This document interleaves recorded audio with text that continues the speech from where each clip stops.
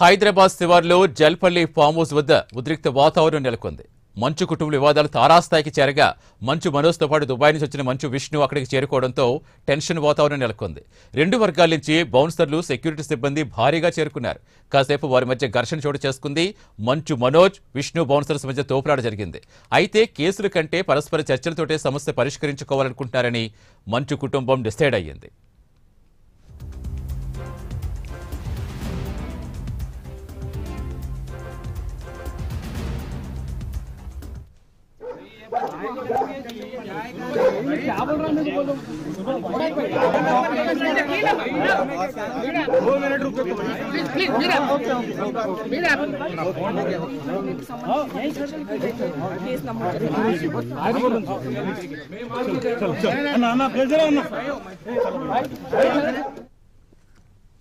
మరోవైపు తమ కుటుంబ వివాదంపై స్పందించిన మంచు మనోజ్ డబ్బు, ఆస్తి కోసం పోరాటం చేయటం లేదన్నారు.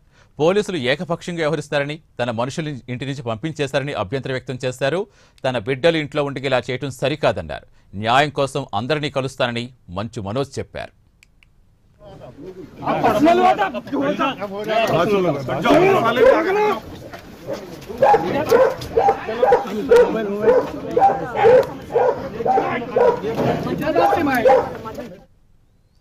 ఇదిలా ఉంటే ఇప్పటికే మోహన్ బాబు, మనోజ్ ఇద్దరు ఒకరిపై మరొకరు పోలీసులకు ఫిర్యాదు చేసుకున్నారు. మనోజ్ నుంచి తనకు ముప్పు ఉందని మోహన్ బాబు పోలీసులకు లేఖ రాస్తే తనకు రక్షణ కల్పించాలని సిపిని లేఖలో పేర్కొన్నారు. అయితే తనపై తన తండ్రి మోహన్ బాబు చేసిన ఆరోపణలు బాధ కలిగించాయని సోషల్ మీడియా వేదికగా వివరించారు. తనతో పాటు తన భార్యపైన దురుద్దేశపూర్వకంగా ఆరోపణలు చేశారన్నారు. తనకు న్యాయం చేయాలంటూ తెలుగు రాష్ట్రాల ప్రభుత్వాలకు మంచు మనోజ్ వేడుకున్నారు.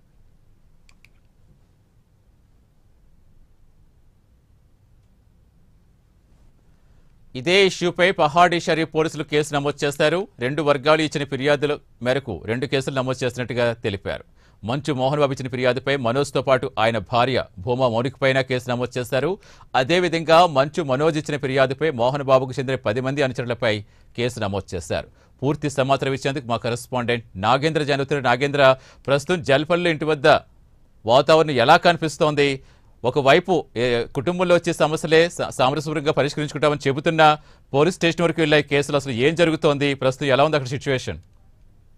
Thank you Satish. ప్రస్తుతం అయితే జల్పల్లిలో ఉన్నటువంటి మోహన్ బాబు నివాసం వద్ద ప్రశాంత వాతావరణం అయితే ఉందని చెప్పాలి. ఎందుకంటే ఇక్కడ ఎటువంటి ఉద్రిక్త పరిస్థితులు లేవు. కానీ లోన ఏదైతే జల్పల్లిలో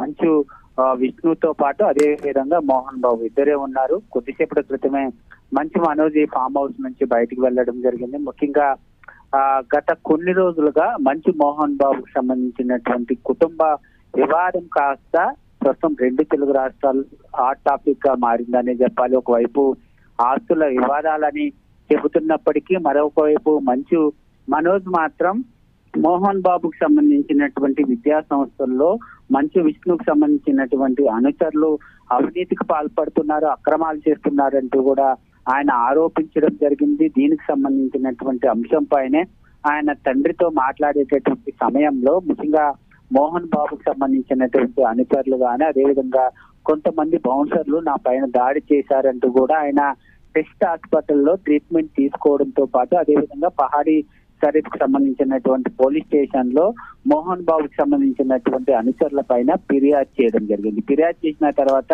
ఒకసారిగా ప్రస్తుతం ఈ వార్త బయటకు వచ్చిన తర్వాత ప్రస్తుతం చర్చనీయాంశంగా మారినటువంటి పరిస్థితి ఉంది. ప్రస్తుతం ఆయన హాస్పిటల్లో ట్రీట్మెంట్ తీసుకున్నటువంటి రిపోర్ట్ ని ముఖ్యంగా పోలీస్ స్టేషన్ లో కంప్లైంట్ చేసినటువంటి సందర్భంగా కూడా ఆయన ఇవ్వడం జరిగింది. ముఖ్యంగా ఆయన అనుచరుల పైన చర్యలు తీసుకోవాలి. అదేవిధంగా మంచు విష్ణుకు సంబంధించి ముఖ్యంగా ఆయన అనుచరులు అవినీతికి పాల్పడుతున్నారు. దీనికి సంబంధించినటువంటి ఆధారాలన్నీ కూడా నా దగ్గర ఉన్నాయి. అవసరమైతే స్టేట్మెంట్ ఇస్తాను, ఆధారాలను కూడా సబ్మిట్ చేస్తానంటూ కూడా మంచు మనోజ్ చెప్పినటువంటి పరిస్థితి కనిపిస్తుంది. ఈ ముఖ్యంగా మంచు మనోజ్ పహాడీ షరీఫ్ లో కేసు ఫైల్ చేసిన తర్వాత నెక్స్ట్ నిన్న సాయంత్రం మంచు మోహన్ బాబు సైతం మంచు మనోజ్ పైన అదేవిధంగా ఆయన భార్య అయినటువంటి భూమా మౌనిక పైన ఇద్దరి పైన కూడా ఫిర్యాదు చేయడం జరిగింది. ఫిర్యాదు చేసిన తర్వాత ఒకరిపై ఒకరు ఫిర్యాదు చేసుకున్నారు. దీనిపైన కేసులు నమోదు చేసినటువంటి పోలీసులు ఎఫ్ఐఆర్ కూడా నమోదు చేసినటువంటి పరిస్థితి. నిన్న మోహన్ బాబు చేసినటువంటి ఫిర్యాదులో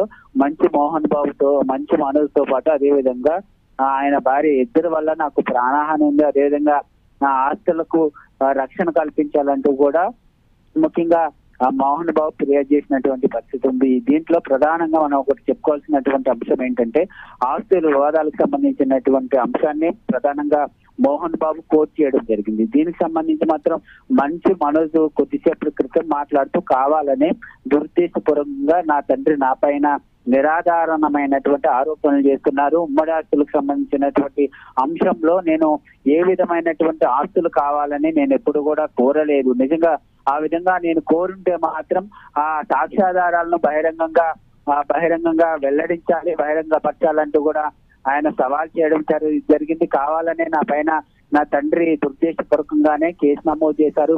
నా పరువుకి భంగం కలిగించే విధంగా నా పైన, నా భార్య పైన, అదే విధంగా మరొక వైపు నా 7.5 చిన్నారి పైన కూడా ఇబ్బంది పెడుతున్నారంటూ కూడా ఆయన చెప్పినటువంటి పరిస్థితి ఉంది. నాకు రక్షణ కల్పించాలి, అదే విధంగా నాకు న్యాయం చేయాలంటూ కూడా 2 తెలుగు రాష్ట్రాల ప్రభుత్వాలని ఆయన వేడుకున్నటువంటి పరిస్థితి కనిపిస్తుంది. దీంతో పాటు మరొక వైపు ఆయన కుటుంబ సభ్యులైనటువంటి మరొక మంచు విష్ణు కూడా హడావుడిగా దుబాయ్ నుంచి ఆయన ఉదయాన్నే దుబాయ్ నుంచి హైదరాబాద్ చేరుకోవడం జరిగింది. ప్రస్తుతం మనం ఉన్నటువంటి జలపల్లి ఫామ్ హౌస్ లోనే మంచు విష్ణు ఆయన తండ్రితో సమావేశమయ్యారు. ఈ వివాదానికి సంబంధించినటువంటి అంశంపైన ప్రధానంగా చర్చిస్తున్నటువంటి పరిస్థితి కనిపిస్తుంది. నిన్న మంచు లక్ష్మి కూడా ఆయన తండ్రితో సమావేశమై వివాదానికి ఒక ఫుల్ స్టాప్ పెట్టాలనేటటువంటి కేంద్రంగా నిన్న తండ్రితో చర్చలు జరిపినటువంటి పరిస్థితి కూడా ఉంది. పహాడీ సరుకు సంబంధించినటువంటి పోలీసులు సైతం ఈ ఫిర్యాదులు వచ్చిన తర్వాత కేసులు నమోదు చేయడంతో పాటు అదేవిధంగా ఇప్పటి వరకు కూడా ఫామ్ హౌస్ లోనే సిఐతో పాటు కొంతమంది పోలీసులు కూడా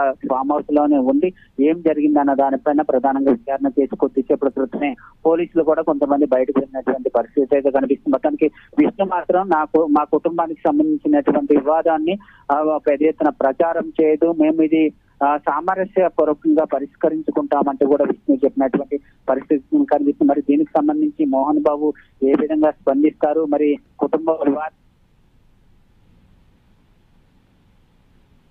రైట్, థ్యాంక్ యూ నాగేంద్ర.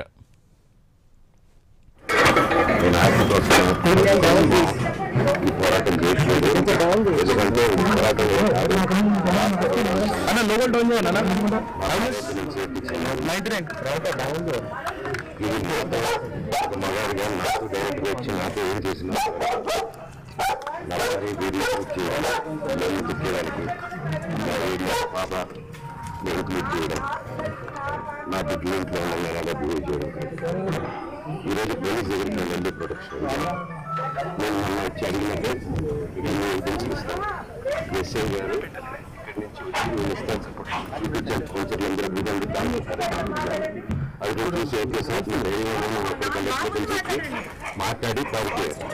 ఇప్పుడు కానిస్టేబుల్స్ వచ్చి అందరూ నా మనుషులందరినీ కల్పించి ఇప్పుడు వాళ్ళకి